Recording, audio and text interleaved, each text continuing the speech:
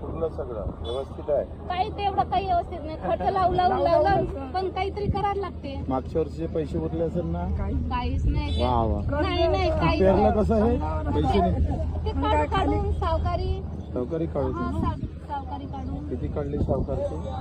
पण बँकेचं लोन नाही काढलं? ते थकीत आहे आमचं. अरे थकीत असल्यामुळे मग सावकार काय भावाने घेते?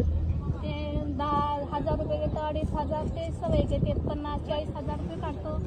50,000 दरवर्षी काढायला? दरवर्षी. म्हणजे आता पेरलं 6 एकर का पुन्हा पेरायला 50,000 करावं लागतं? हो, निदान ते तणासक वगैरे. आणि 50,000चे मग किती पैसे देतो सावकाराला? 12.5. किती महिन्यासाठी? 12 महिन्यासाठी. 12 महिन्यात 50,000 घेतले, 12.5 वरते. 12,500 वरते दिवाळी झाली तर घेऊन घेते. घेऊन घे. दिवाळीच्या नंतर मग ते डबल असं का? 6 महिन्याच्या 17,000. हो 50,000 आले. हो 50. आणि लिहून काय घेते मग? लिहून काही नाही देत. आपले जवळचे तर देते, ते दुसरे नाही. नाही का? नाही, जवळचे खत कितीचं आणलं तुम्ही मग? हे ते 4,000चं 4 पोते. 4,000चे एक पोते 1,000. हे म्हणजे एका एकराला किती लागलं आता? 4 थैली आहे तर 3 पोते देतो. म्हणजे कमी देतो. लहान पराठी आहे तर. हा मग नंतर पूर्ण किती लागते खत तरी? तरी 12-13 पोते लागते.